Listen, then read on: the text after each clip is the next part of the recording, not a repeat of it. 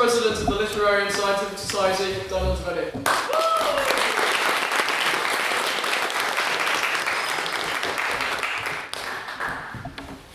Members of the House, I welcome you to what is the third ordinary meeting of the 177th session of the Literary and Scientific Society.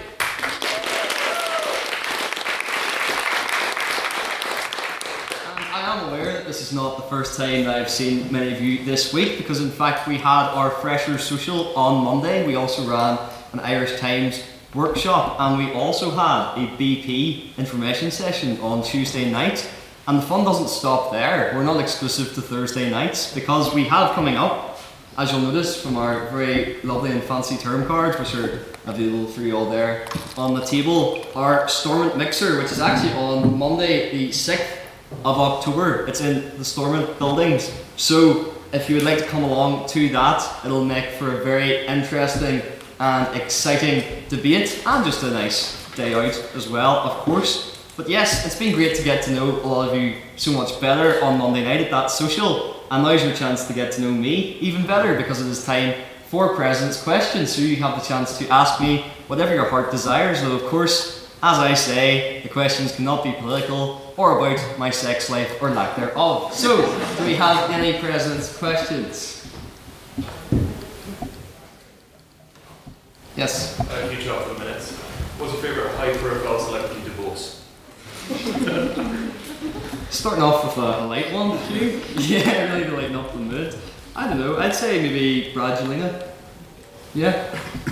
Yes, Mr. President Emeritus. What did you have for breakfast this morning, Mr. President? This morning for breakfast I had a lasagna from the Eurospar in Greysteel, which doesn't sound as classy as you may think. However, apparently the Eurospar in Greysteel is a very prolific tourist destination for the northwest, because when I was in first year in Elms, my flatmate Neil asked me where I was from, and after I replied with Ballycally, and he replied with, "What is that?" We eventually figured it out, but he said, "Oh, that place, that's the place where," and instead of coming up with the common tourist destinations like the Giant's Causeway or the roads leading out of it, instead he went for the Eurospar in Greysteel. So there you go, I had the fine dining this morning. Any other President's Questions? Yes, look out. Mr. President, what kind of diseases would you be looking to get in the next couple of years?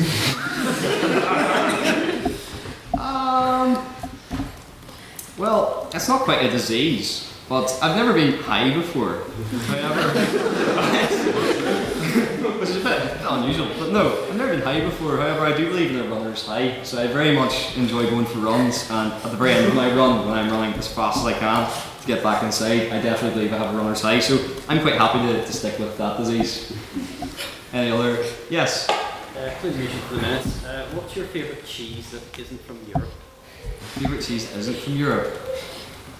I was going to say that cheese that's made backwards, Edam, but no. I'll go for cheesy jokes instead, because that is my favourite cheese. Any other President's Questions? Going once? Going twice? Yes? Following on from a previous question over there, would the President recommend getting high?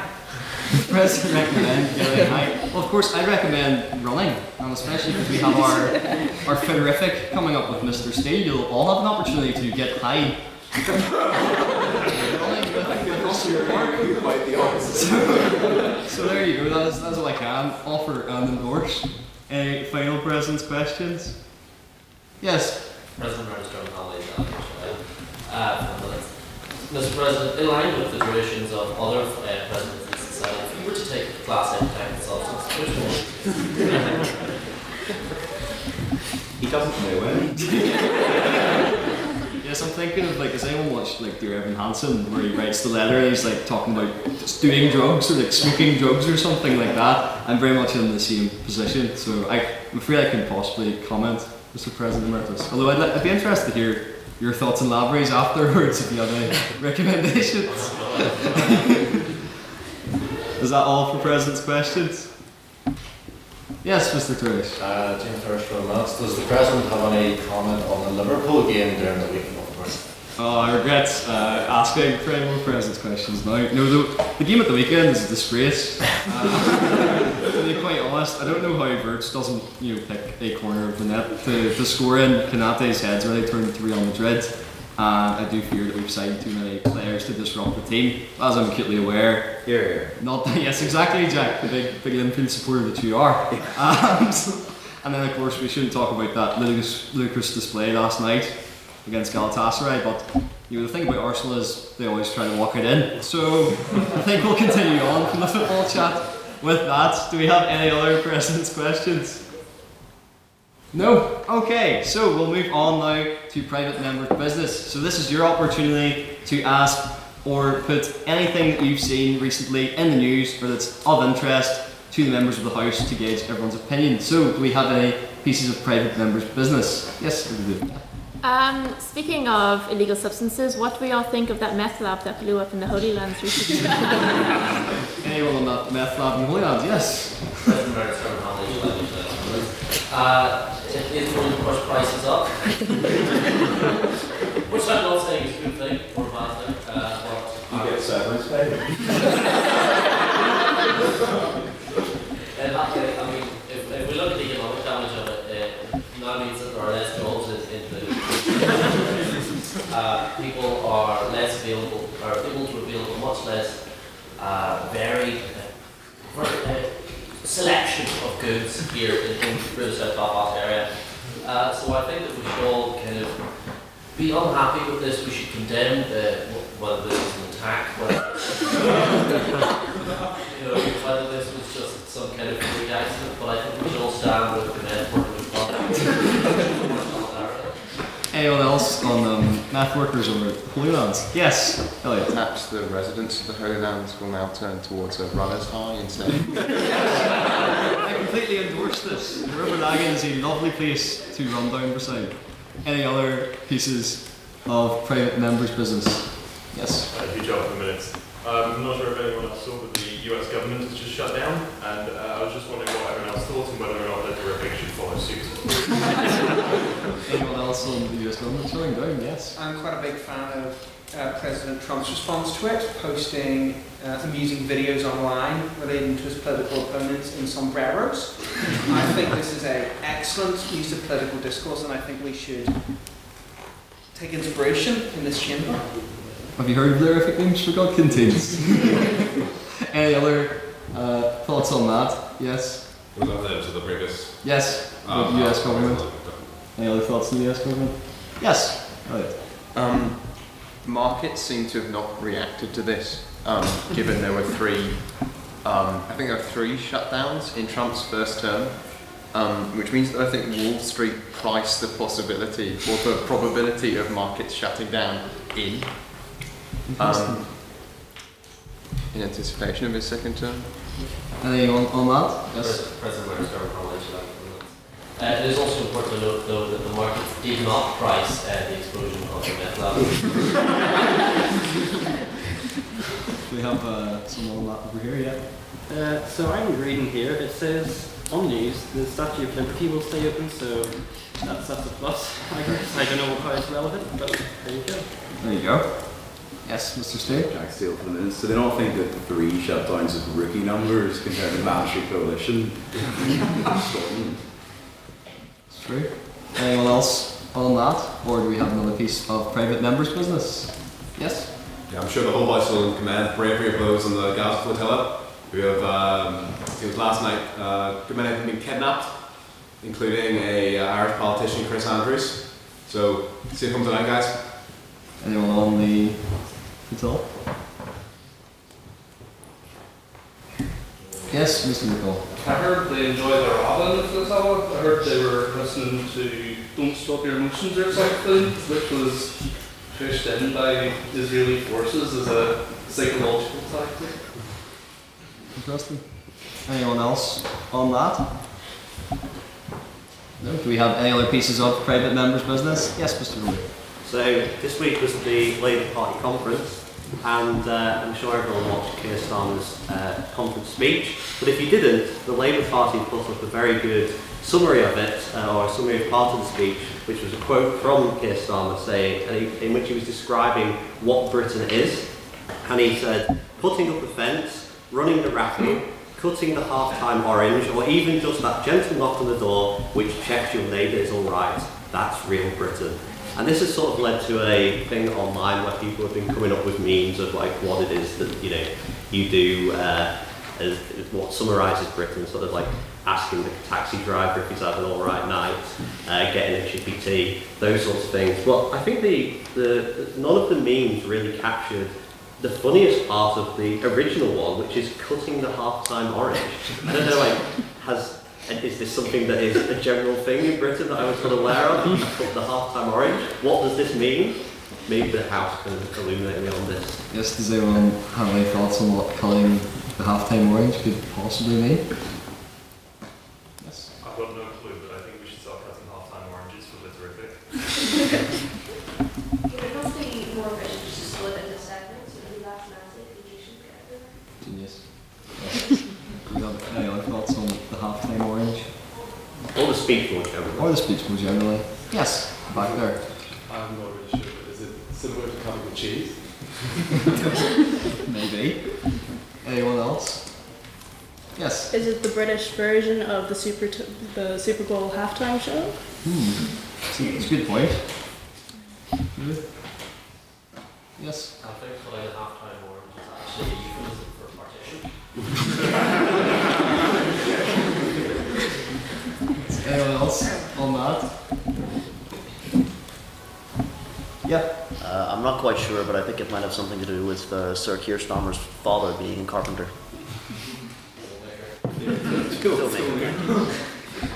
Interesting. Yeah, well, I guess we can speculate a lot more on that in Labyrinth, and I'm sure we'll hear a lot more interesting ideas about cutting the half-time orange. In fact, we may even cut the half-time orange ourselves in some capacity there. But do we have any other private members' business? Yes, Mr. Massey. Jonathan Massey, for a minute. Over the summer, Mr. President, I had the honour of being in New York, and whilst in New York, I attended a taping of the Stephen Colbert Show, and before the show, Stephen Colbert said to the audience, does anyone have any questions?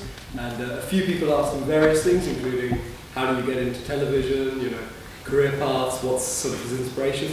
But I had a question that I thought I would relay to the House that had been asked, which was, Mr. Stephen Colbert, what did you have for breakfast? Can you fill the house in on what his reply was?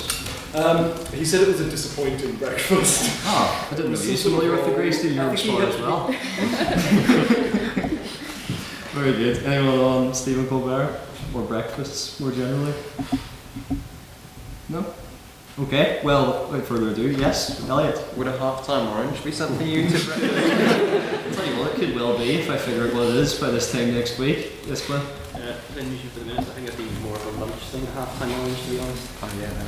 That's a fair point. Well, you've given me a lot to think about for my culinary choices next Thursday morning, but I think we'll go on now to our debate last week, so I'm going to invite Mr. Secretary up to tell us the minutes from this House believes the Greys were overrated.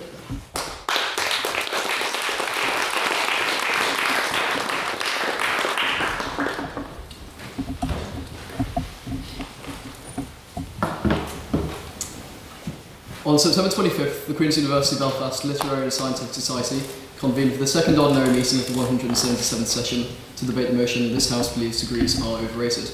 President's questions we heard from Hugh Child, who asked, what object would you replace your presidential portrait with? Devaney replied with lampposts and gave no further clarification. If you'd like to give some clarification now, I'm sure we would. Well, just politicians are always trying to put placards on my head for some reason. Fair enough. Flynn Nugent said, is Renaissance or Single Ladies by Beyonce more culturally significant? Devaney said, Single Ladies due to its sheer cultural impact. Elliot Dickey said, abduction by the mob leading to a choice of either shoes or boxers, which one are you picking? You said boxers. Harry Nicol asked, could you split the G? Daniel replied, I'm a heathen and I don't like Guinness. Luke Collins said, which chaser could you beat? He said, Dara the Menace Ennis, who then asked if you had to have a chaser name, what would it be? And you replied, Daniel the Dashing Devaney. And finally, Daniel Toft HLM said, what did you have for breakfast? You replied with tea and tonics. But the real question is, what did you have for dinner? If anybody knows, Daniel's dinners are quite legendary. So next week, somebody can ask that. Private members' business, we heard first from Noah Ralphs, who delivers a letter to the Society congratulating us for 175 years. Daniel thanked Noah for his message of support.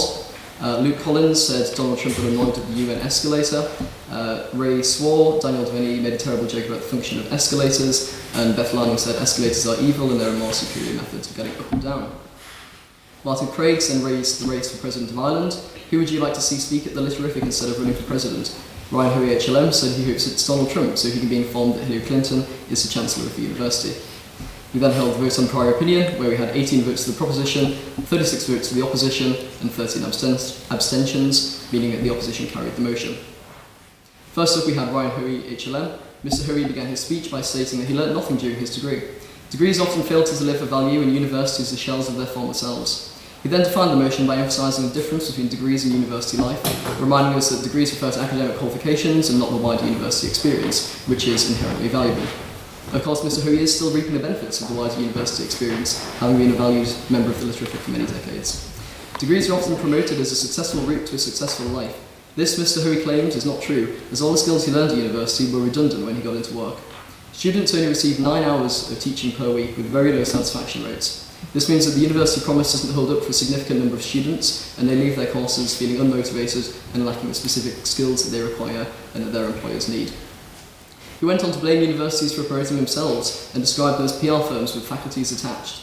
The solution, Mr. Hoey claimed, was that the focus needed to be shifted towards vocational and technical routes, rather than funneling everyone into the same broken system, even citing reports that financial returns vary dramatically between subjects and that some degrees even offer a negative return on investment. To close, Mr. Hoey clarified that the proposition are not saying degrees are useless, they are just overrated. Next we heard from Jacob Bain, who opened by having us imagine that there are 2 surgeons available for heart surgery. One learned by study and hard work, while the other simply learnt in the job. This, he claimed, was a problem, as when things go wrong, only people who know the ins and outs of function and anatomy are able to save the patient, whereas the one who learnt on the job wouldn't have a clue, as he only knows what he's being shown. A degree, Mr. Bain claims, does not teach you how to do the job. It teaches you the reasons. It allows for critical thinking. Understanding is key, he said, not just knowing how to do one single job. Degrees also give a significant boost for lifetime earning potential, with The Guardian having claimed that 31-year-old graduates earn 37% more than their non-graduate counterparts. Of course, we do have to remember that just last year, 500 Guardian employees walked out over its betrayal of its core values, so I'm not quite sure how good their reporting is at the moment. A degree is more than a certificate. It's about learning and acts as a passport for greater career opportunities. Degrees teach you how to find problems before they happen and then fix them. Many careers also require a degree, and I don't want to see your apprenticeship portfolio. Degrees might not be essential, but they're certainly valuable and underrated. The problem, Mr. Bain claimed, was not the mainstream degree pathway, but low-value Mickey Mouse degrees. To close, he said the data doesn't support it, and reality doesn't support it. Next, we heard from Nihal. Nihal invited us to cast our minds back to 1861, where a young man redefined the landscape of the world, preserved the Union, and defended the Constitution. And no, this is not former Litterific President of the 12th session Thomas Sinclair, but Abraham Lincoln. Lincoln, Nihal reminded us, didn't go to school, didn't have a degree, and yet somehow he still achieved all he did. Skills build skyscrapers, not certificates. But it depends whether you want to go into a skyscraper built by people with no formal training. True learning, he said, happens outside 4 walls, with even lecturers themselves saying that real-world experience is needed, as well as the teaching that takes place in the classroom. A degree can't teach you how to negotiate and hustle, but real experiences can. Henry Ford was mocked for not being educated, and yet he shrugged off his critics and revolutionised the American car industry. The world today, Nihal claimed, was built on scribbled dorm room notes and garages, not in the classroom. Next we heard from Rosa. Rosa began by asking why everybody was here. The answer, she claimed, was because everyone, well almost everybody, is studying degrees. Why are you here unless you agree with the proposition, she asked. Graduates earn £10,000 more per year than their counterparts who didn't undertake a degree programme. She claimed that the primary point of discussion that some degrees are overrated isn't true, and that every degree has its own merits. If we all studied the same core degrees, what would the world look like? The key difference between degrees and non-degree forms of education is that degrees are also about thinking critically, arguing persuasively, and working independently. These are skills which are essential to a prosperous career and a successful life. In university courses, you're part of a large cohort, and the skills are taught to you directly, allowing you to learn from your peers and work together. An interesting offshoot, she claimed, was that usually voter turnout is high with graduates and college students, showing that a college life benefits society and turns us into more well-rounded citizens. To conclude, she stated that the acquisition of a degree was invaluable, not only in the workplace, but in the creation of a well-rounded and analytical society. Next we heard from Luke Coyle. Luke started by telling us a tide is coming, a tide which will sweep all of the degree lovers off their high horse. This tide, he claimed, was a vote on speakerability at the end of the debate, and that if we wanted to prove a point, we should vote for the proposition. It's wrong to fork over lump sums when no other options waiting, he claimed. The other options are cheaper, can equip you with the same skills, and allow you to start earning earlier. A degree, he said, is nothing more than the world's most expensive sheet of paper. More and more people are waking up from eons long slumber where university was the only course for a successful life. People are now realising that there are other options. Beethoven did not study, and Picasso lived his passion, wandering the halls of galleries. The cookie-cutter mould is what society wants, Luke said. The enemy is at the gates with insidious lies and a rotten deal to table, he then urged to propose. Next we heard from Leon, who said degrees offer a lot more than simple skills, they are an ethical and democratic necessity.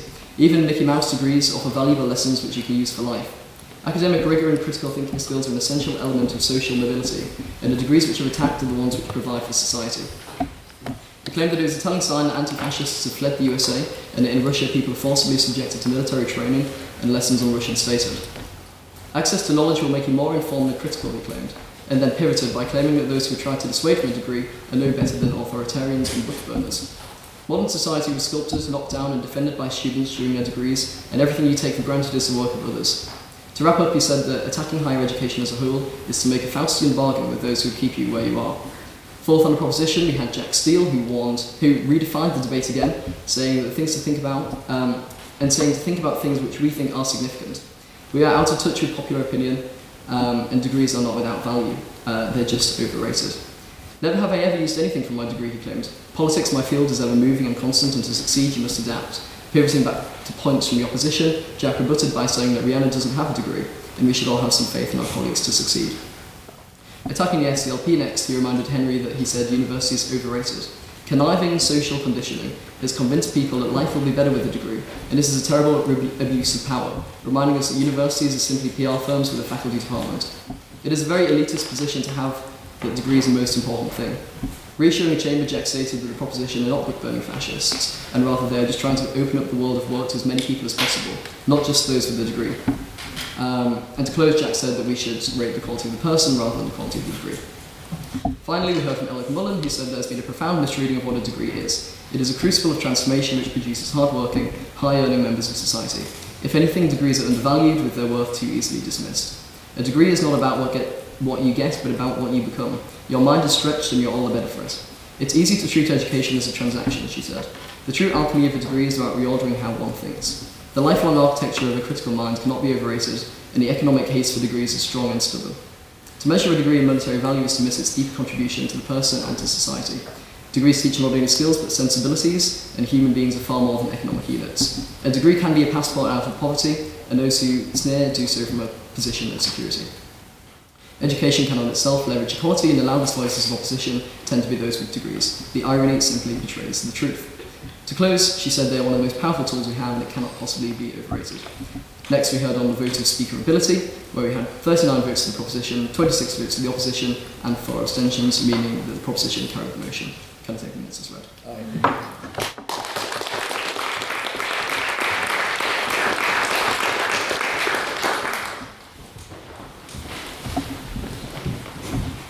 And now on to our main spectacle of the evening, our debate, and each of the items on the table tell a different story about our debate tonight. We of course have the candles, we have a candlelit debate, as you might notice, for This House Believes Love is Blind.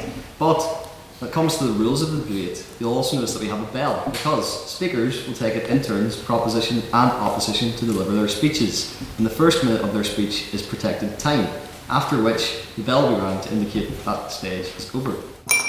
Thank you, Mr. Secretary. You'll then have 5 minutes of unprotected time in which members of the House may ask them a point of information. Now, you do this by raising your hand and shouting on that point, or POI, or point of information, just to make sure you get the attention of the speakers. You'll notice as well that I have a gavel, because I want you to keep your POIs short. They should really be a maximum of 10 seconds. And don't worry, I'll keep you right, because I'll bang the gavel if you go over, to which we'll then go straight back to the speaker to allow them to have time to speak, of course. Also, after your POI and after the speaker has either chose to address it or not acknowledged it, you'll have 20 seconds until you can offer another POI, otherwise that is barking, which I'll remind you by banging the gavel and shouting barking. After which, there will then be 1 minute again of protected time, which will be indicated by our bell again. When your speech is over, Yes, thank you for the delay reaction. When the speech is over after 7 minutes, I'll then ring the bell for a third time to tell the speakers their minute's over and to wrap up their speech. You'll also notice as well that we have a nice bottle of port because Mr. Farnan has finally came good on his bottle of port to the House. For those of you that don't know, it is tradition that if any speaker swears while delivering their speech, they owe the House a bottle of port, as Mr. Farnan has provided for us. So, before we get into the action, I must ask for the vote of prior opinion. So, the motion, of course, is this House believes love is blind. So, can I have everyone who believes love is blind vote for the proposition to raise your hands now?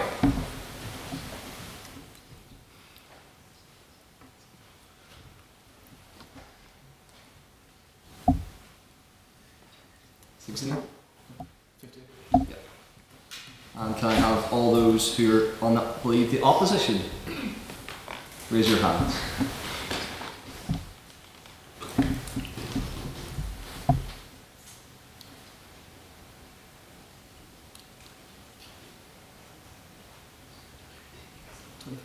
Yep. And finally, can I have all those who would like to abstain on the motion? Please raise your hand.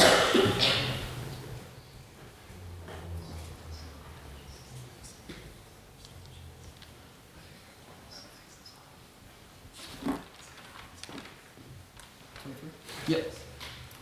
Mr. Secretary, can I have the results on the vote of prior opinion, please? Yes, with 15 votes for the proposition, 23 votes for the opposition, and 23 abstentions, the opposition carried the motion.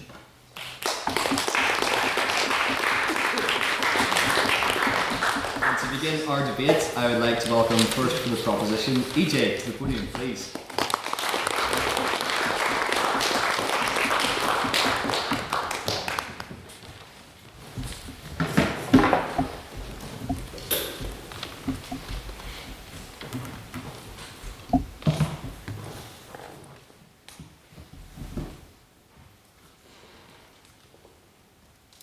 Ladies and gentlemen of the chamber, tonight we dare to question whether or not love is blind. And to that I say, if love isn't blind, then why do my exes look like that? Tonight, the proposition and I, who you may affectionately refer to as the three blind mice, will make it clear that love, whether it be romantic, platonic, parasocial, or otherwise, is as blind as can be. As your first speaker tonight, I want to deal with what I know was on everyone's mind when they heard this motion, whether or not love is blind to physical appearance. And, on that note, some are calling it an epidemic, others say it's a recession indicator, but no one is safe, because in today's day and age, we are losing baddies at an astonishing rate to astonishingly mid-men. And why? Because love is blind.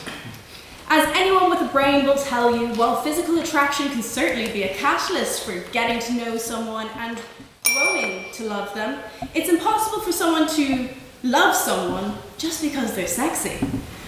There's not enough money in the world, at the moment, to make me sit across from an attractive 7-foot model with a mullet and a mustache. If all he's going to do is talk about his protein routine, which he affectionately termed his protein.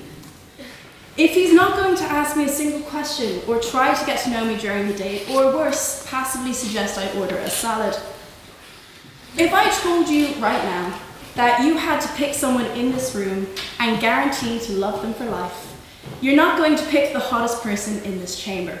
Although, thank you so much for thinking of me. Instead, you're going to choose someone who makes you laugh. You're going to choose your friend who knows you inside and out, and that truly is how love is blind. A person is so much more than what initially attracts you to a person. For love to grow for most sane individuals, you need to also have a good and kind personality, in addition to treating them well, or in my case, you just have to be mildly funny. In fact, when it comes to personalities, and apologies to anyone in this room who did, if you grow up hot and have been attractive your whole life, the personality just doesn't hit the same as someone whose nickname in secondary school was Ejaculate. So naturally, I hypothesize it is for this reason that we are seeing a rise in losing baddies to good personalities, because while love is blind, it can still hear a good joke. With that, I will remind the Chamber that the debate at foot is that love, a genuine, long-standing feeling of affection and adoration, is blind. Love can still hear, love can still touch, love can still taste and smell. The opposition tonight is going to present us with some pretty far-reaching, out-of-pocket arguments, attempting to skew what we all know love is blind to mean. They may spin it to argue that you can ignore things when you're in love, but that doesn't mean you're blind. Let me remind you that the motion is love is blind, not that when you're in love, you suddenly experience physical blindness. Love doesn't care what you see physically as a human with sight. Love stays anyways. Even if a partner or a friend mistreats you and there's red flags everywhere, love is blind doesn't mean that you don't see these things. Anyone that has actually walked away from a difficult situation knows that love is blind because despite what they did to you or how wrong they were, that little pang in your chest remains when you look back on old photos and messages. That little pang of love that doesn't see, that's blind to what happened, and it just wants to continue loving. Because your heart is not your eyes, and it's not your brain. It doesn't understand why it should stop. So, at the end of the day, we're nothing but weird bald apes ruled by a mix of chemicals in our brains and running around bipedally in our flabby skin suits. And as the years melt and wrinkle our skin and our faces sag from the weight of time, some of us will go genuinely blind, but love is what remains. Love remains because it doesn't hinge on our appearance or our ability to conform to what society deems good looking. Love remains because it hinges off of our personalities, our ability to make each other laugh and cry, and despite it all, love remembers your drink order, and that despite being 23 years old, you still don't like crust on your sandwiches, and that you like your electric blanket on before bed. Love sends you Instagram reels when they see anything to do with Saddam Hussein's hiding spot. Love stays on the phone when you need it. Love runs through an airport for you. Love runs out in the rain with an umbrella. Love runs after you. And it does that all with its eyes firmly shut. With that, do I have a POI? At last. Gurmila Lakiv.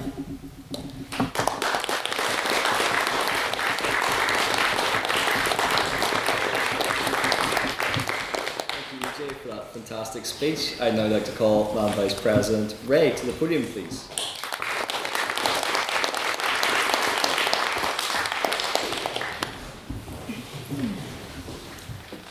Let me just say that great first speech, and thank you for proving my entire argument. It's awesome. So, Elizabeth Bennet, Constantine Levin, and Eric are a few names in literature that give proof that love is not blind, and that it never will be based wholly on looks or personality, but a combination of the two. Like a sweetheart's necklace, you must have both sides of attraction in order to achieve the whole. Sounds like something Daniel would come up with, but keep with me, I'm not as annoying. Love, however much the better part of ourselves want to believe it, is unfortunately not blind. If love was blind, I would have a mother, maybe 15 times over. And maybe even a stepfather sitting in the back there. Who knows?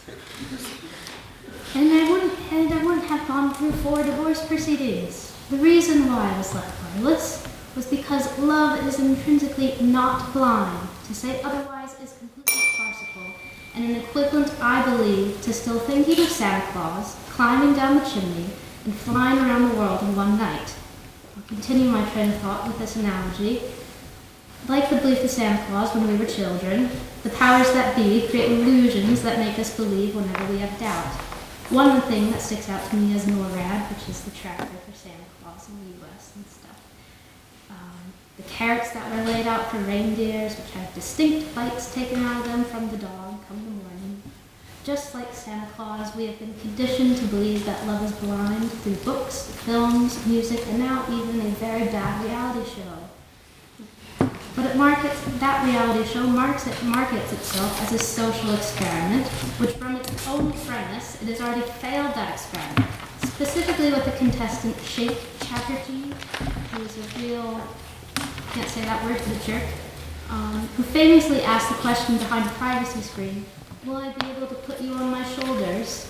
Even though I'm pretty sure no one would be enthusiastic to get on them. On that point?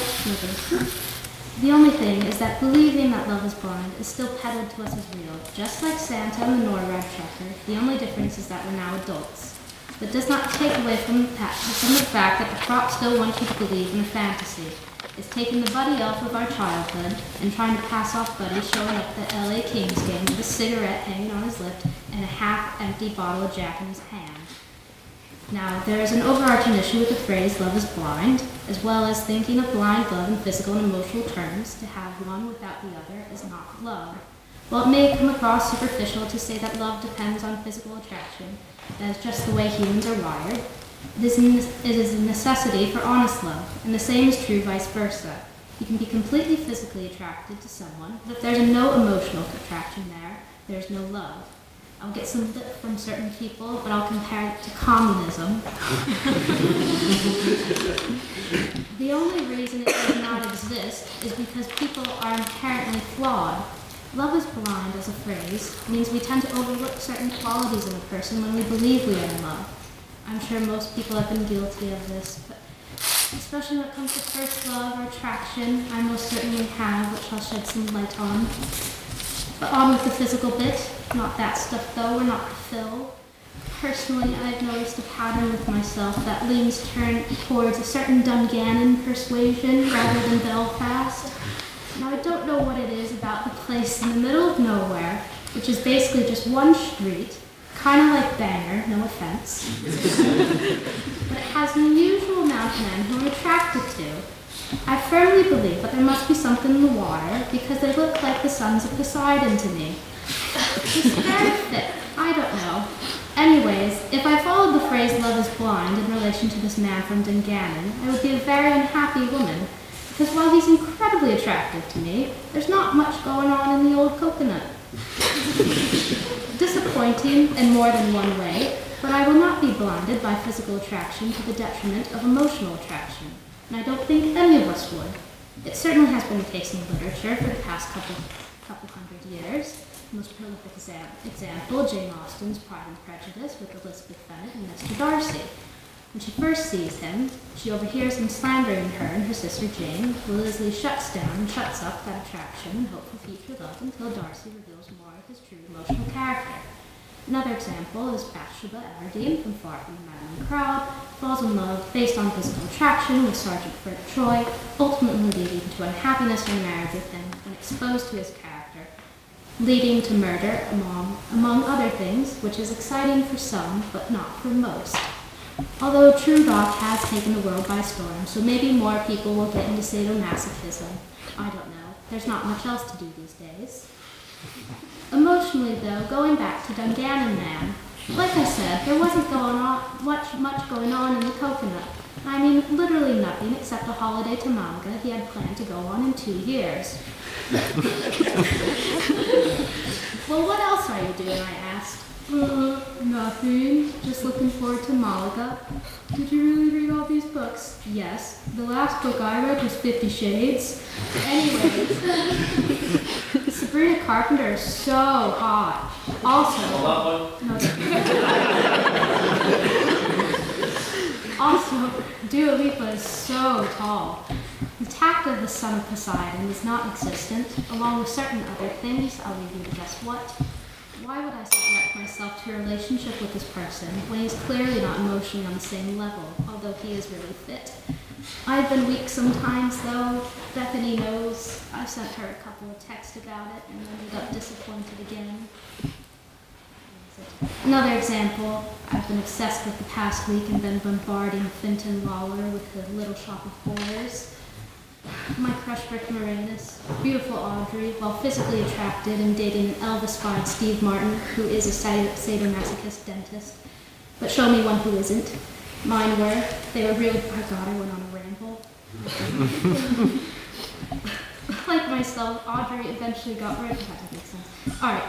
In the end, love is not blind, but subjective. You would not subject yourself to love from someone who you are only physically attracted to, and you would not subject yourself to love from someone you are only emotionally attracted to. In the end, I am physical proof that love is not blind, because if it was, I would be a well-adjusted person with an absence of clinical depression. Thank you.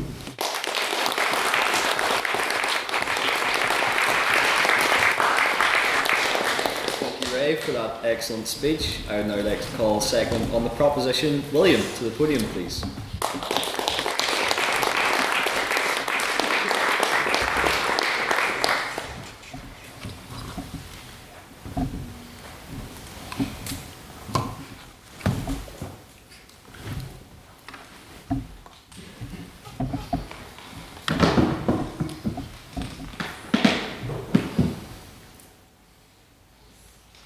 Funny that you said that she made your argument for you, because you kind of made my argument for me. So, hearing the phrase, love is blind, our minds are drawn to the obvious romantic conclusion. And if you've watched the Netflix show, it concerns particularly physical attraction, that love can bloom despite not being attracted to a person physically. That is not what love is blind is meant to mean.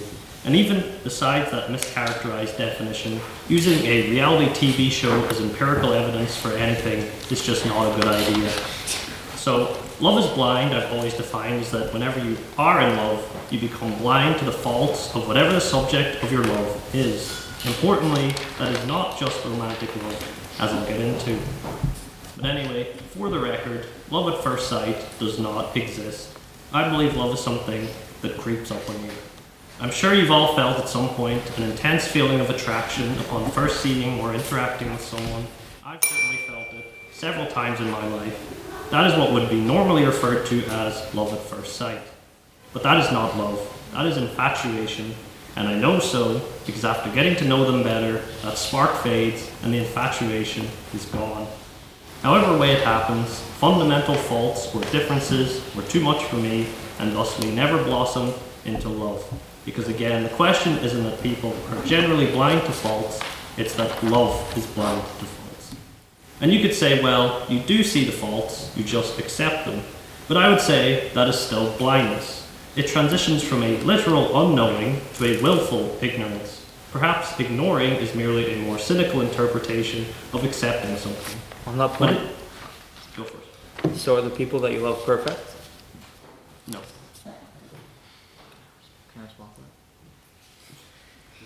But in general, I would say willful ignorance is being blind purposefully.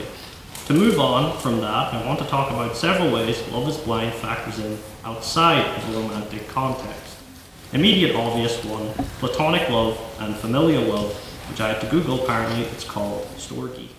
Never heard of it. Platonic is easy. If you haven't experienced it romantically, you have definitely felt it with your friends. None of them are perfect, and sometimes they can really annoy you.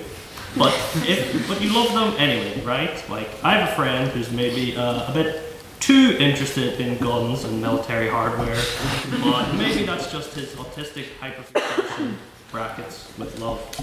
And of course, familial, the love of your own mother. I'm sure you can think of many times, especially when you were a teenager, where you're like, God, I was out of pocket. I was horrible. Oops. She would not tolerate so much BS from anyone else on the entire planet. A mother's love is a scary, scary thing. But let's go a layer of abstraction deep. Parasocial love. The love of celebrities, of people that you might adore that don't even know you exist. Stan culture, basically. Chris Browne, Jared Leto, R. Kelly, 95% of all Minecraft YouTubers. I've seen people defend Harvey Weinstein. The level of blindness and zealotry that can be seen with parasocial love is shocking.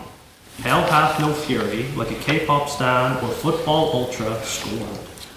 But the amount of bad people can excuse if they love an artist and their work can be shocking. But that's getting into separating art from the artist, which, stay tuned for that one. The final, and what I would argue is the most blind love can be, is nationalism. Love of your country or your city or your town of like 200 people. If you are a nationalist or a patriot or whatever you want to call it, you have to excuse a lot of bad things, because there ain't a country in the world without a mountain of ugly, ugly history. You know, particularly being where we are, if you're like a British nationalist or whatever, you have to excuse or ignore, frankly, ridiculous amount of horrible, horrible things, past and present. Reflect on the actions of our country, utter woke nonsense. But even if you're not a nationalist, I'm sure you still feel some pride and joy in where you live or come from. To quote Disco Elysium, every school of thought and government has failed in this city, but I love it nonetheless. It belongs to me as much as it belongs to you. And it is that sense of belonging that binds one to a place beyond petty nationalism, a love that you might even be blind to the fact that you feel in the first place. You know, a lot of the time, people will happily talk smack about where they're from until it's someone who's not from there talking said smack, and then it's on sight. What's not on sight is love, because it's blind. Regardless of origin, all forms love takes inevitably excuses and ignores characteristics that you would rather not be present. From that point? And it's the active choice to extend affection regardless that makes it love. And just because love is blind does not mean it lasts. Love requires compromise and renewal. But some people change too much, too fast, and in ways that are just too different from what the other is able to tolerate. The veil lifts and the love is gone, replaced with longing, or perhaps there's a word in Portuguese I've always loved, saudades, and it means to experience a deeply melancholic and nostalgic longing for an absent someone or something. Importantly, the person experiencing saudades did not necessarily ever have something with their subject of melancholy, and that is my true final blind love, nostalgia, because nostalgia can make someone love something that never even really existed, not as they remember it. A love so blind it can become delusion. Return to tradition, and the tradition is just a hallucination of 1950s American advertisements for Hoovers and microwave meals. There is no productive love in the past, only the present, with all its possibilities, innumerable hits and misses. It is far superior. It is a living organism. To conclude, if nothing else, think on these various forms of love and ask yourself, is there a single one truly without issue? Or do you simply accept the faults that aren't deal breakers? It's a great double bind because either you see the faults and accept them, making it blindness through willful ignorance, or you can't see any faults and you're actually blind in the strictest of definitions. And if there's any POIs, that answer. Projected time. Oh yeah. Also, I can't even ask for a POI. Okay, interesting. All right, that's me then.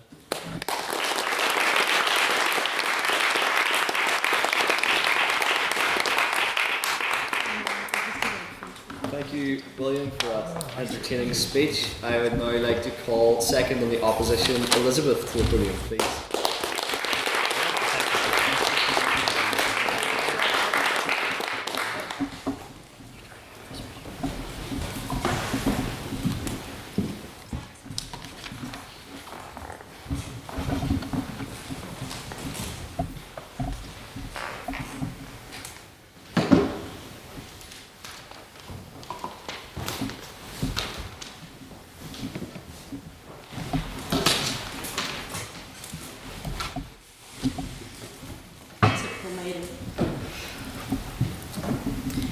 In love, we are allies.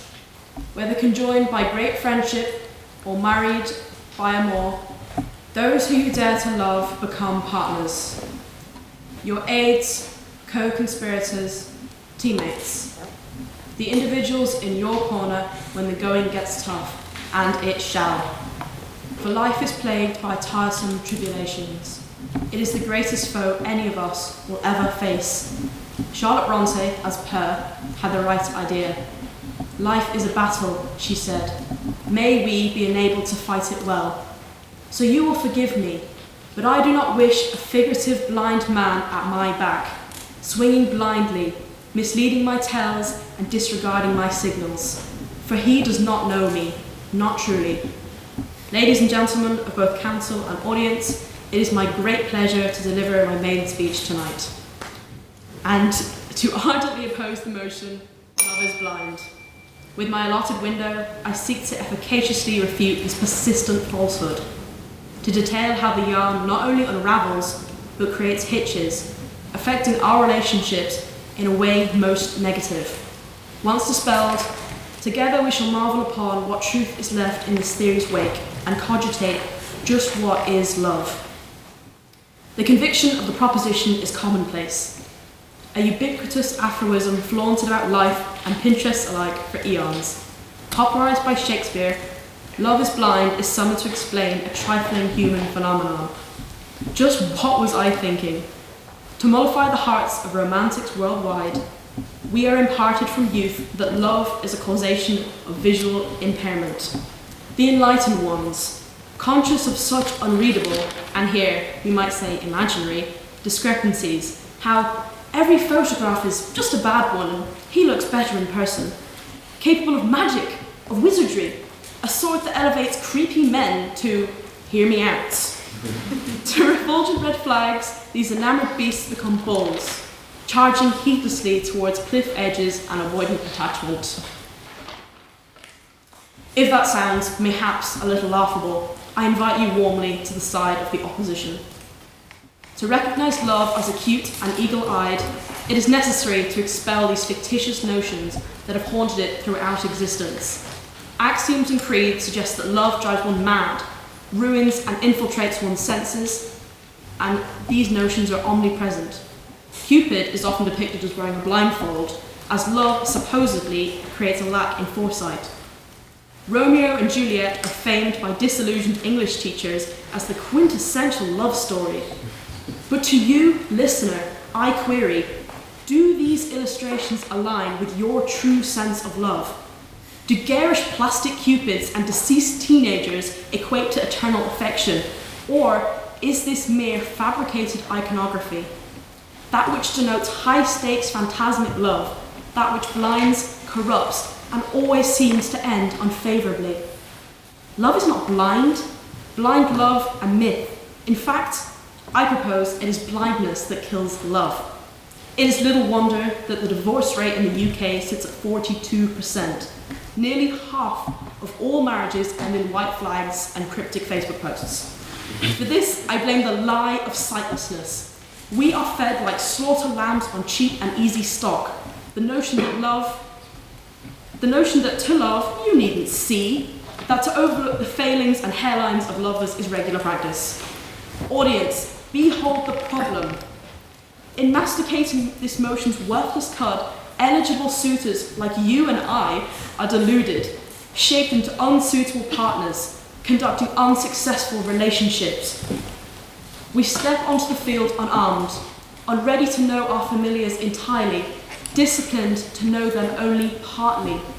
Love is blind is no simple overture of tonight, but a harmful fabrication.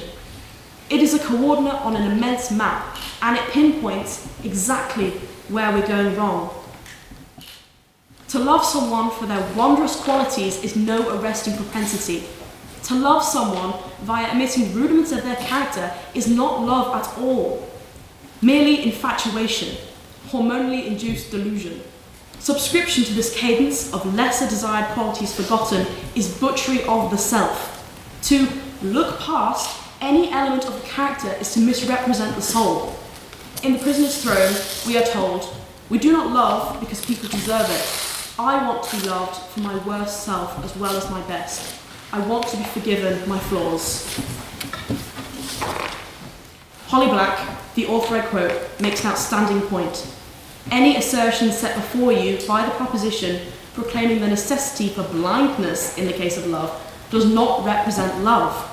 Love is holistic, it is all-encompassing, and while no living person might claim perfection, it is forgiveness we seek, not ignorance. Love is not blind, so what is it? Love is patient. When fortuitous enough to receive love, we gain time to grow, to acclimatise. Love is knowing. To be loved is to be known, entirely and without negligence. And love is consistent. Dissimilar to the feeble whims of Romeo, true love stays, it lingers, will not clear like mist on an auspicious day. I stand not with the naysayers who claim there is no love, not with the pessimists who believe it a selective of grace, and not with the proposition who see it as a brand, a cruel Odysseus to Ephemius, cleaving down, striking the eye. Love does not blind, it strengthens and nurtures and carries. The proposition loiter above this podium peddling lies about the nature of love. Why? Because true love, that which sees and hears and knows deeply, is terrifying. I dare say the proposition are afraid. Whoever says love is blind is telling weary singles a comforting lie. For they will see your hairline. That they will see your faults, and it will be frightening. But take heart and have courage, for the right person shall love you all the same. Even the parts that you believe too dark, too shameful. Every scar, every flaw, and every imperfection. Thank you.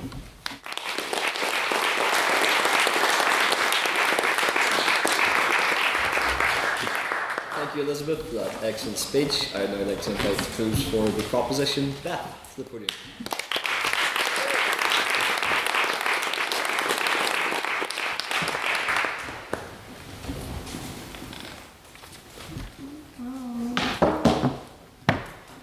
Okay, I start now. So I want to say, before I start my speech, the only thing blinder than love is my ability to keep time. So I don't have a fully prepared speech, so any POIs are more than welcome, lads. But let's get into this speech. Okay, so we've talked a lot about love, what is blindness, all that kind of fun stuff. And what's very interesting is the opposition have given us some really interesting points about blindness and love. But I don't think they are opposition points. I think they've been making very flowery proposition points this entire time. Now, they talk a lot about love and blindness, and let's discuss the first proposition speaker. Rea talked a lot about being in love, her dad, whatever. Sorry.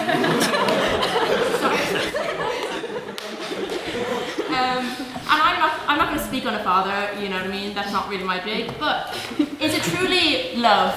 Or is it just infatuation, as the second speaker brought it? Like, we're talking about love is blind, but is this love? Was your dad in love every single time you got married? Dare I say not?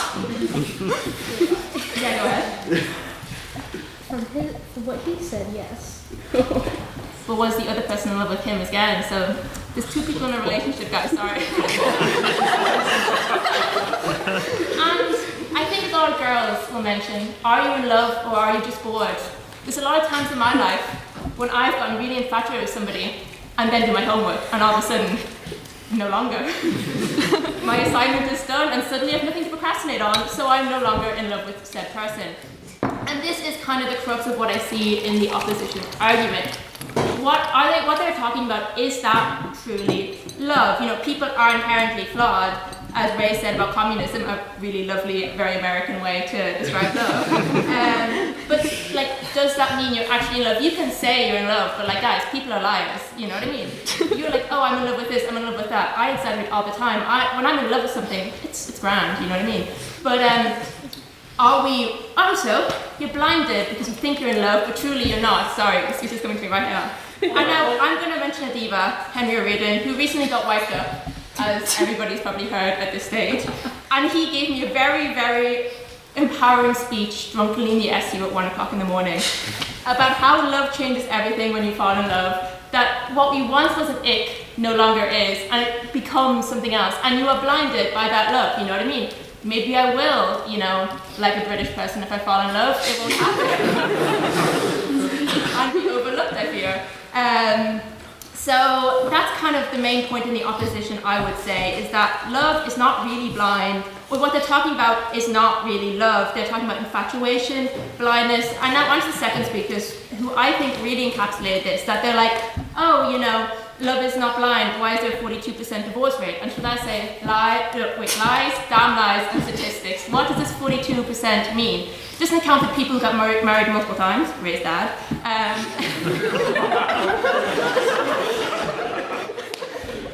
if you're truly in love, are you getting divorced? I dare say not. You are just not in love. And, as the How I Met Your Mother episode perfectly encapsulated it, shatters your perception. You are no longer blinded by love, and all of a sudden you're like, oh no, British people do suck. I'm not. Was it POI? Yeah? Keep making this point, but often Rea's beautiful father.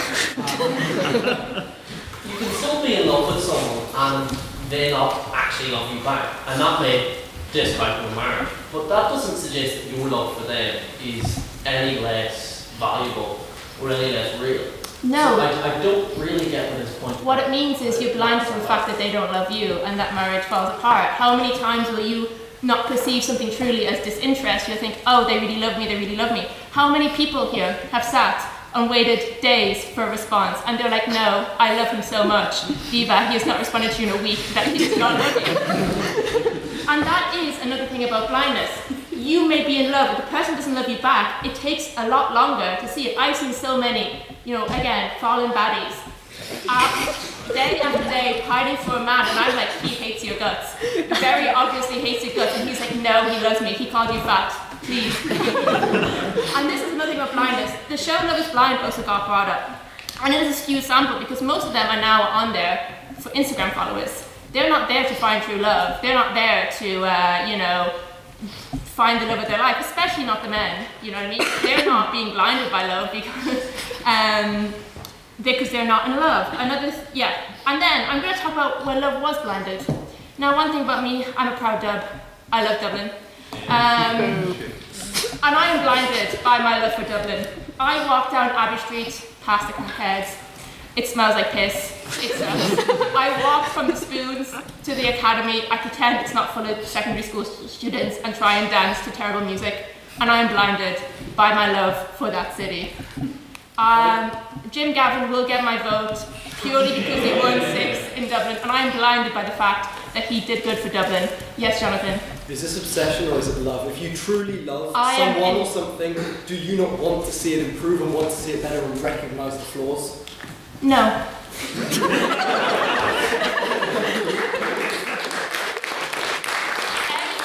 who tries to go against Dublin is a dirty, dirty liar. And I love Dublin. Another thing that's happened is my parents, right? My mum's side has not married outside of Dublin in generations, right? The biggest scandal in my family was the fact that we found out people were from Kildare in our family. Truly scandalous. But you know what? My mother was blinded for the love of my country father, who is from Westmeath. Despite the fact that she said she'd never marry a man outside of Dublin, she did. The cultiness was just too strong for her, the aura was too strong. And then they got married, living happily ever after, and she is blinded by the fact that he is a master rage baiter who got into a fight with Roy Keane once in a bar. True story.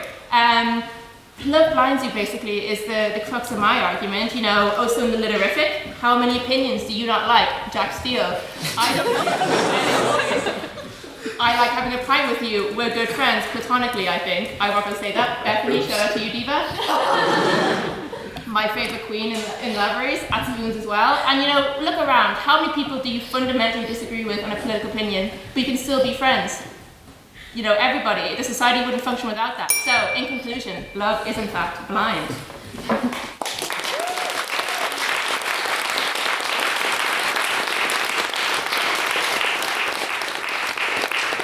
Thank you, Beth, for that brilliant speech. And to close our debate and close for the opposition, I would like to invite Marc to the podium.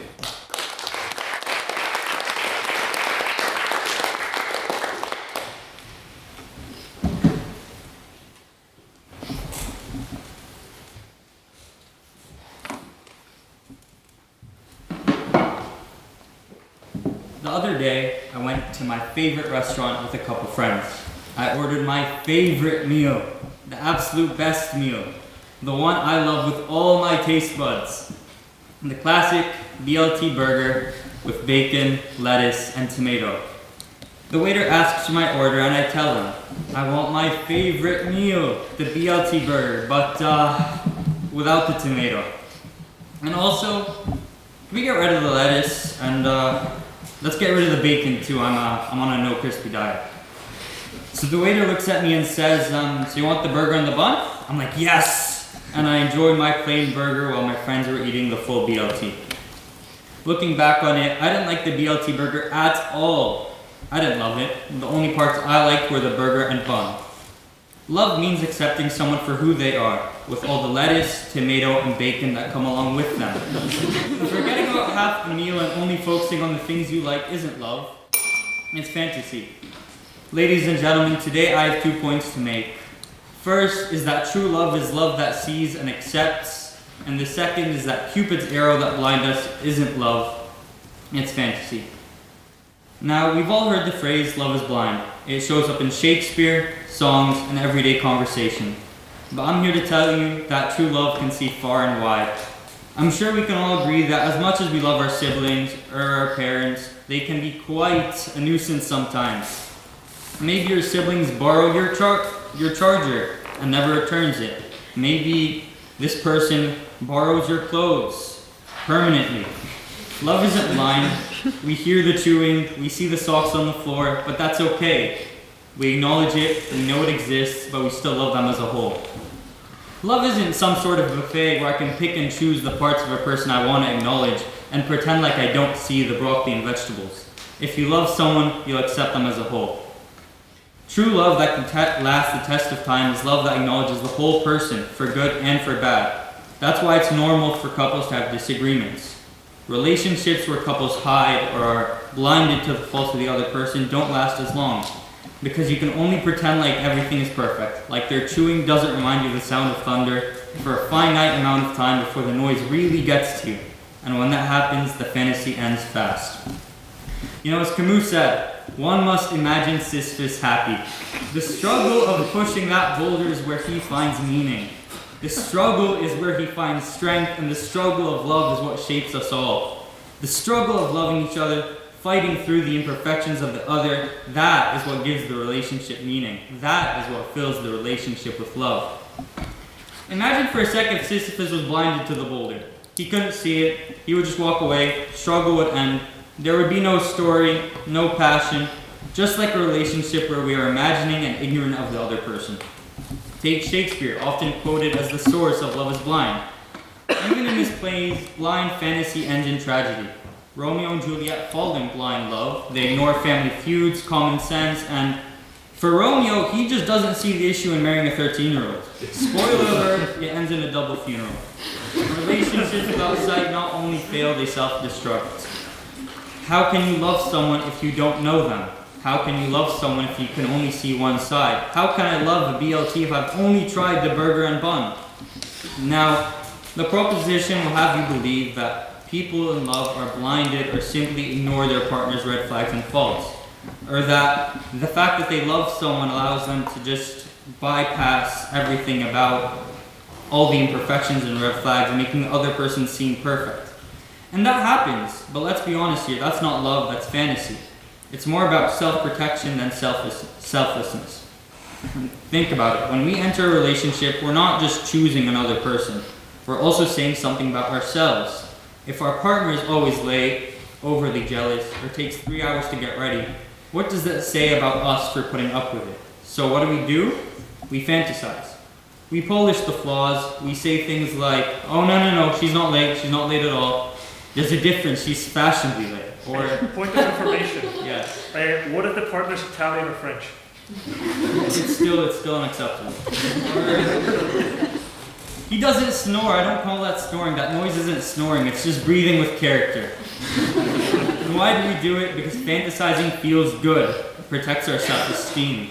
If this perfect person loves me, then I must be valuable. But here's the problem. That's not love. That's just protecting our ego. So here's the thing, guys. It's been 5 minutes. I need this speech to take 6 or 7. Do we have any questions? You talked about Sisyphus in the context of love and how he should push through, but isn't Sisyphus being punished for, whatever he did? But Sisyphus is happy, so is that fun? Anything else? Yes? Do you think if you say love is blind, your love is not blind, that rule has to apply in every conceivable situation, to every conceivable relationship, and every conceivable type of love? Okay, so I'm not fully sure what you mean, but you should be able to choose. Is it an choose. absolute rule to say love is blind or love is not blind? Or can it be? It is an absolute rule. Love is not blind. Anything else? Alright, ladies and gentlemen, love means accepting someone for who they are as a whole, loving them for the good and bad that make up their character. To be blind to someone's red flags is not love, it's fantasizing for your own sake. Being ignorant of their imperfections protects your self-esteem, because you'd rather be in a relationship with the version of them you imagine. The highlight reel, not the real person. Love isn't blind, love sees, love knows, and love chooses anyway. And that, unlike my plain burger, is something worth savoring. Thank you.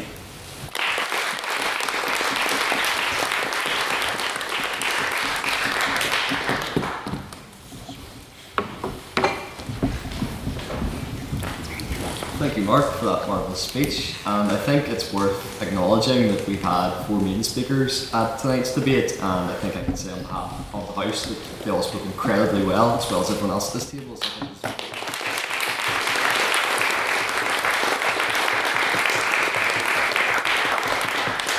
and now it's time for questions. So if you have any questions or points that you would like either side to elaborate on, this is your chance to ask them. So, do we have any questions for the proposition? Yes? So you mentioned that people cannot be trusted with their perception of being in love or not.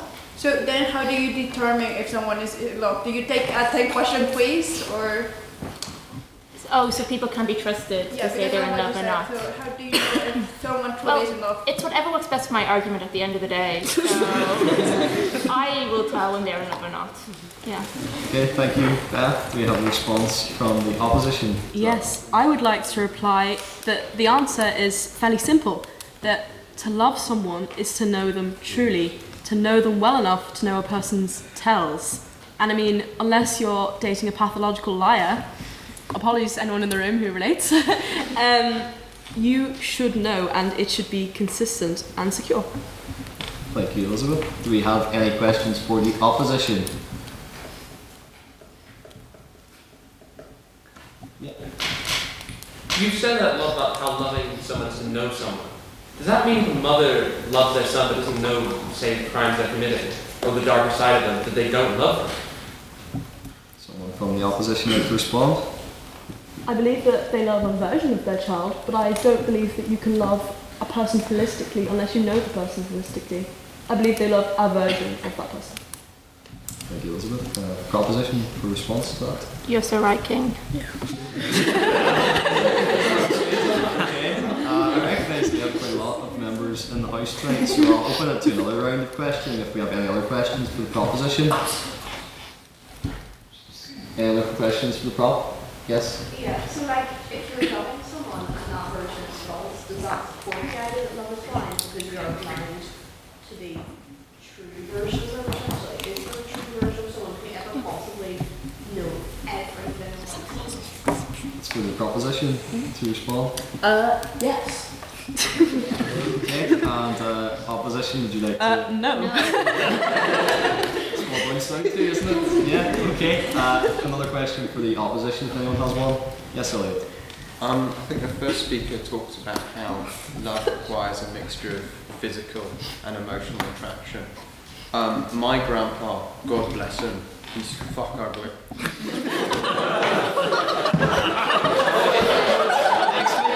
you very much for that. Why do I exist?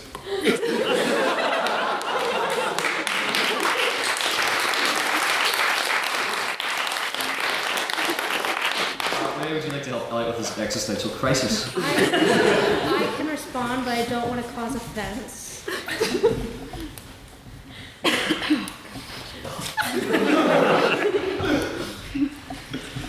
Think carefully, right? I'm thinking of the right word. My heart's beating so fast. Was your grandma attractive?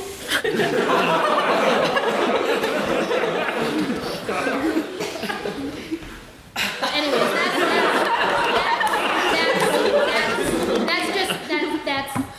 that's that.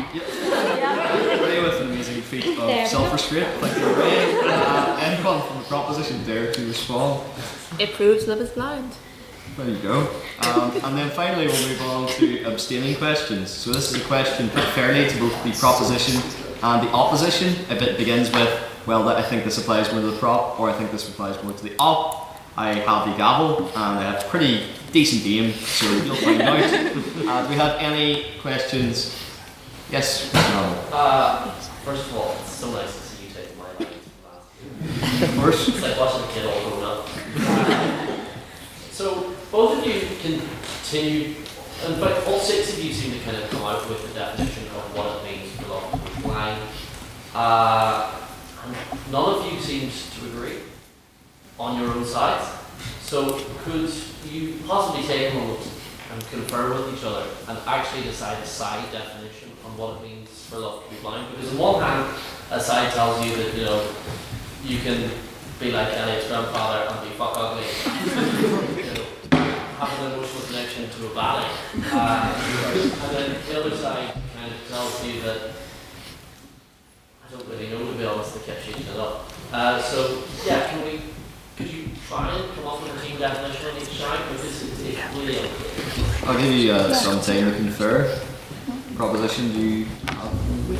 Yeah, I mean, as we kept saying in our speeches, there's multiple ways to be blinded by love. Like, there isn't just, we weren't arguing for one strong definition, we're saying there's many ways you can be blinded by love, but altogether, fundamentally, love blinds you in every single one of them, and you're blinded by love in every single one of them. Thank you, Beth. Opposition, would you like to respond to the question? Yes, Lizzie. We believe that our definition, while expressed differently, was fairly concurrent, that to be blind to something is, in a figurative sense in the least, to overlook, to miss, or to misperceive, misconcept things, to see things either not at all or in the wrong light.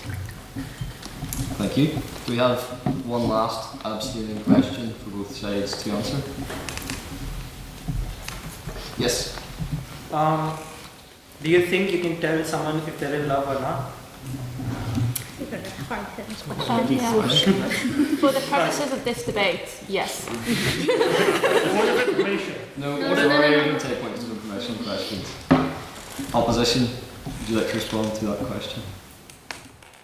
That's a deep question. Some people can hide their love better, others express it more openly, so I don't know, man. And that brings us to the end of our questions. So now you're on to the vote of speaker abilities. This is not your opinion at the end of the debate. This is who you thought spoke the best, which side, based on presentation, rhetoric, argument, teamwork and engagement. So can I have all votes for the proposition on speaker abilities, please?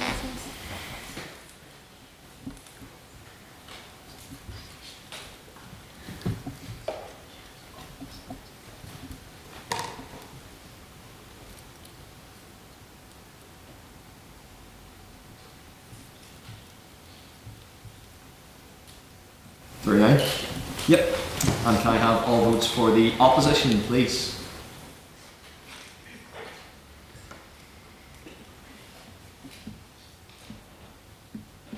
Five. Yep. And finally, can I have all who would like to abstain from the motion, please?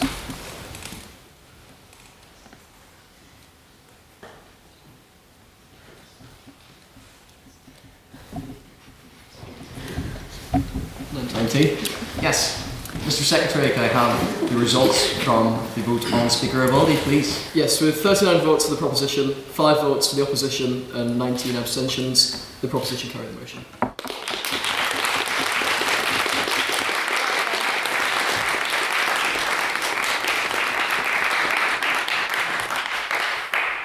Congratulations to all our speakers. And finally, we have some council announcements. So, members of council, do we have any announcements from you? Yes, Madam Treasurer. This is just a reminder to pay your membership. You cannot compete in any competition, and after a while, you cannot speak if you do not have your membership paid. I am hunting people down, and I've successfully bullied many members to pay me directly. So, be warned, pay your membership, we are checking. Thank you. Do we have any other council announcements, Madam Vice President? I'm happy to say, as Dan said earlier, court fine is paid. As George Farnham, you're now able to speak. Congratulations. Finally. Yeah. How are you doing? Yes? Yes. So 2 more bottles of port are now owed from Elliot Dickey. No, you don't have anything to say about it. And our Hamill. And then also for speakers who spoke tonight, I also give feedback for any maidens who want feedback. You're welcome to come to me after debate and ask for some feedback. Yes. Thank you, Ray. Yes, Madam Turner. Yeah, so it's great to have so many people here today, and the maidens were all absolutely incredible. The regulars were great too, but the maidens were absolutely amazing today. So please sign up to speak. Our next debate next week is the Specialist Sports of Belfast. It's very popular, but please, if you do want to speak, sign up and speak to me in Lavery's. If you really want to speak on a motion, do speak to me, because usually it's first come, first served, but there is priority for maiden speakers. So please come, please speak, and please keep coming because the turnout's amazing. Thank you. Yes, I second that. It's sure to be an exciting motion, but that's not the next debate because we do have another debate. Mr. Evans, would you like to elaborate? Yes, good evening everyone. We have our next debate at Stormont on Monday. The motion is this House would vote. So maybe you're a democracy enthusiast, or maybe you want to establish an authoritarian state. Please do come along on Monday. Parliament Buildings in Stormont, that's where the NI Assembly meet. We have a tour at 2:15. The debate should maybe be around 3 or so. We will organise transportation probably 1:30 at about Queen's, and I know some people will be driving. And I would encourage everyone while they can to scan the QR code. It's where all announcements will be, and will be in the WhatsApp group, and you'll basically find out. Thank you very much. I hope to see you on Monday. Yes, I second that. Thank you, James. Mr. External. Well, story. So we will be having a number of external announcements. So firstly, big whoop whoop for our 4 teams and 3 judges that are going to the Peter Maguire this weekend. Hashtag represent. So please, if you are one of those 11 people, please check the group chat. Please make sure you're registered as teams, which I'm pretty sure you all are already. Also as well, sorry if I miscommunicated that you couldn't come up with your own fun team names. Shout out to you, EJ. But yeah, you're able to do that as well if you haven't. But yeah, moving on to the more important bit, also travel arrangements as well. Please check those. It's your responsibility to book travel and then go through the QUB SU reimbursement procedure, which me and Beth will give guidance on. But more importantly and pressingly, we have our Irish Times qualifying round session coming up on Tuesday. So, obviously we have a number of teams who attended, and a number of individuals as well, who attended the workshop that we had at the start of this week. If at the workshop you signed up as a team, that's fine, I know that, and we'll see you at the pre-round and I'll communicate in due course. But if you haven't, if you're one of the individuals who put your name on the sheet, please text me before Friday evening whether confirming you want a teammate you want to go forward with qualifying, or if you're not up for it. Because it just saves me the labour of kind of like tracking you down in the WhatsApp group chat and stuff like that. But so qualifying will already be quite competitive, so we have 5 spots open in qualifying and a circa 10 teams competing. But it's also a really good opportunity just to get debating at a competitive level, even within Queen's, and you regret what you don't do. No, you regret what you don't do, not what you do. Yeah.